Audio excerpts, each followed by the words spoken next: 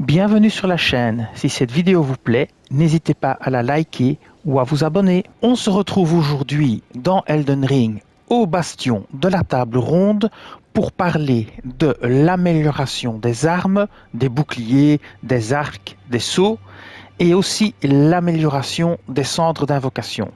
Je pense que le Père Noël a été très généreux cette année et a déposé un maximum de boîtes d'Elden Ring sous le sapin parce que j'ai énormément de questions à ce sujet de nouveaux joueurs et donc je vais vous faire une petite vidéo résumée qui va vous expliquer tout ça. Alors, nous sommes ici au bastion de la table ronde.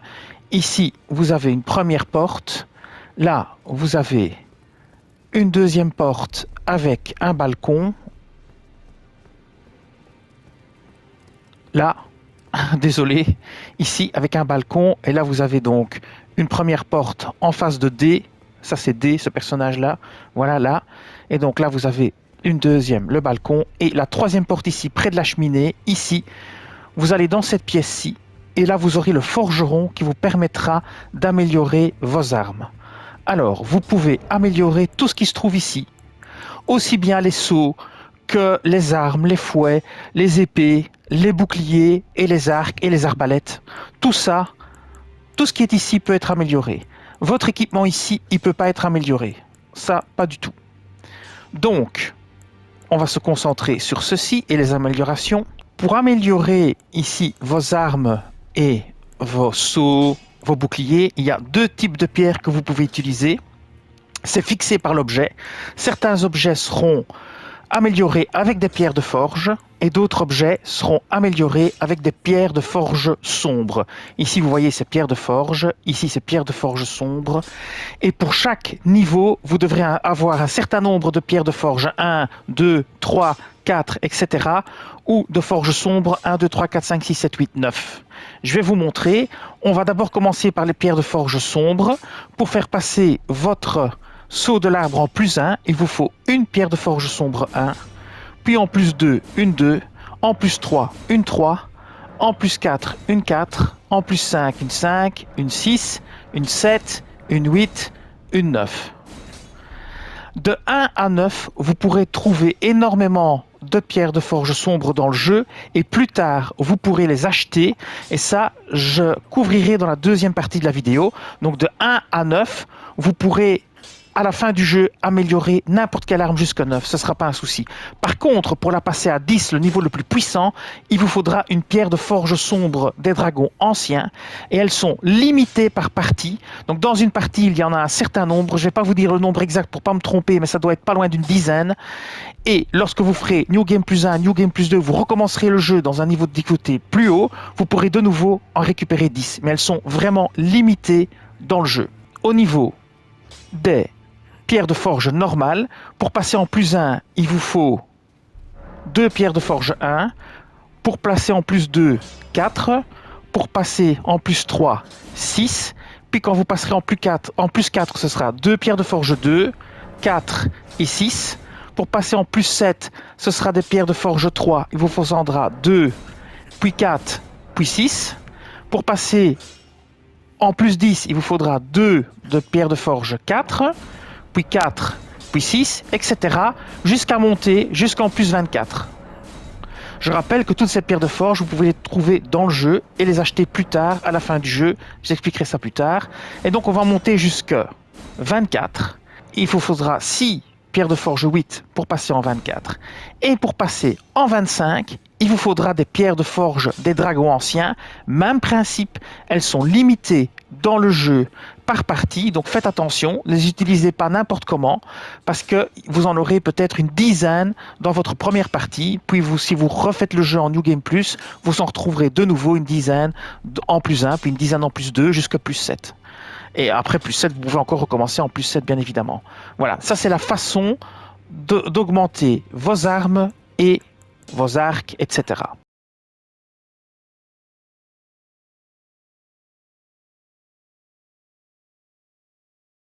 Et pour vos cendres d'esprit, vous allez voir Rodrika. Donc vous lui parlez et vous faites harmonisation. Alors vous avez deux catégories de cendres d'invocation d'esprit. Celles considérées comme les plus faibles où vous utiliserez des muguets mortifères, et puis celles qui sont considérées comme plus puissantes, où ce seront des muguets fantomatiques. Alors je vais vous montrer sur quelque chose que je n'ai pas amélioré. Donc celle-ci, c'est les muguets fantomatiques. Donc ici, on va prendre une que j'ai pas augmentée. Donc voilà, on va prendre les anciens squelettes. Vous voyez qu'elles sont en 0 pour l'instant. Pour les passer en plus 1, il vous faut un muguet mortifère. Pour passer en plus 2, il vous faut un muguet mortifère 2, un muguet mortifère 3, 4, 5, 6, 7, 8 et 9. Quand vous voudrez passer en plus 10, par exemple comme ici, il vous faudra un grand muguet mortifère. Et les grands muguets mortifères sont aussi limités à un certain nombre par partie. Donc, vous faites très attention quand vous utiliserez le grand muguet. Vous ne pourrez pas augmenter toutes vos cendres en plus 10. Ce ne sera pas possible parce que c'est limité et vous ne pourrez pas en acheter. Donc, il faut faire quand même très attention à ce niveau-là. Vous ne pourrez pas toutes les passer en plus 10. Ici, elles sont en plus 9 et il faudra chaque fois un grand muguet mortifère pour le faire. Donc ça, soyez très prudents. Vous pourrez aussi acheter des muguets mortifères jusqu'à plus 9. Je vous expliquerai ça aussi en fin de vidéo. Et c'est exactement le même principe pour les cendres d'esprit qui sont considérées comme étant, comment dire, plus puissantes. Là, ce seront des muguets fantomatiques. Et donc, ce sera le même principe. Vous devrez utiliser un muguet fantomatique 1 pour passer en plus 1, 2 en plus 2, jusqu'à plus 9. Donc, je le fais ici. Voilà, 2, 3, 4, 5. Et ça, vous les trouvez dans le jeu en jouant. Et vous pourrez les acheter plus tard en fin de jeu. Voilà, jusqu'à plus 9. Voilà. Si vous voulez le passer en plus 10, eh bien, il vous faudra un grand muguet fantomatique. Vous voyez ici, par exemple, si je veux passer en plus 10, il me faut un grand muguet fantomatique. Eux aussi, les grands muguets fantomatiques sont limités dans le nombre, dans le jeu. Donc, vous n'en trouverez qu'un certain nombre par partie. Et quand vous recommencerez une partie en New Game Plus, vous en retrouverez de nouveau un certain nombre. Vous devrez aller les récupérer. Et donc, si vous voulez augmenter toutes vos cendres au maximum, il faudra faire plusieurs parties pour récupérer plusieurs muguets fantomatiques. Maintenant, je vais vous expliquer comment acheter des muguets mortifères, des muguets fantomatiques, des pierres de forge et des pierres de forge sombres. Alors, on va se remettre ici au début du jeu. Là, vous voyez D. On est à la table ronde. Donc, vous avez le balcon ici. Plutôt que de prendre à droite, on va prendre à gauche et on va aller voir les deux sorcières. Alors, dans le jeu, vous trouverez des perles de mineurs et des perles de cueilleurs au fur et à mesure que vous avancerez. Vous pouvez trouver tout ça sur la chaîne. Alors, en description de cette vidéo, vous trouverez tous les liens de localisation pour trouver les différentes perles de forge et de cueilleurs.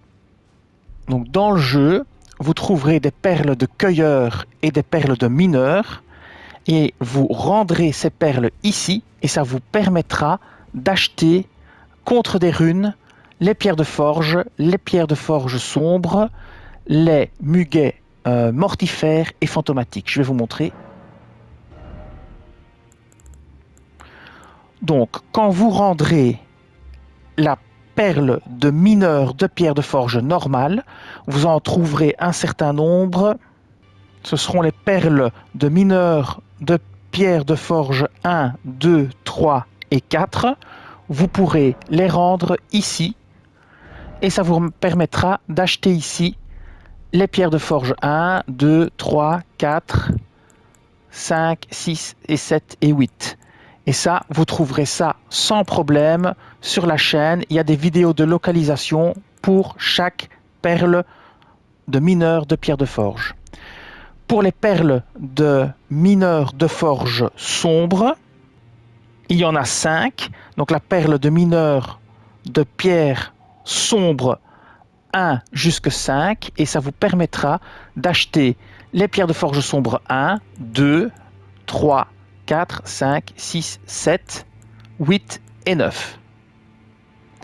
Alors après, vous aurez les perles de cueilleur, vous aurez des perles de cueilleur de muguet et des perles de cueilleur de muguet fantomatiques. Et les perles de cueilleur de muguet vous permettent d'acheter ici les muguets mortifères, comme ceci, jusque 8, même jusque 9. Et elles sont au nombre de 3. Donc vous devez en trouver 3 et ça vous débloquera tout ceci.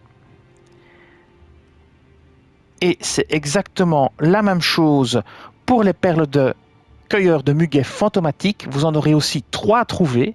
Et quand vous les rendrez ici aux sorcières, vous pourrez acheter les muguets fantomatiques 1 jusque 9. C'est aussi simple que ça. Vous les trouverez en faisant des donjons. Il y a des vidéos de localisation sur la chaîne de où trouver les perles de cueilleurs et de mineurs. Et il y a même des vidéos qui vous montrent comment faire pour les rendre. Il suffit simplement de venir les donner ici au personnage. Vous les trouvez et vous les échangez ici. En description de cette vidéo, vous trouverez tous les liens de localisation pour trouver les différentes perles de forge et de cueilleurs. Et bien voilà, j'espère que ça vous aura aidé. Vous savez maintenant comment augmenter le niveau de vos armes, talismans, boucliers, arcs et compagnie, et comment augmenter le niveau de vos cendres d'invocation.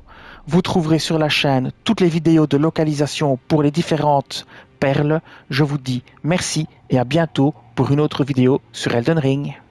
Cette vidéo s'achève ici. Je vous dis merci et à bientôt sur la chaîne.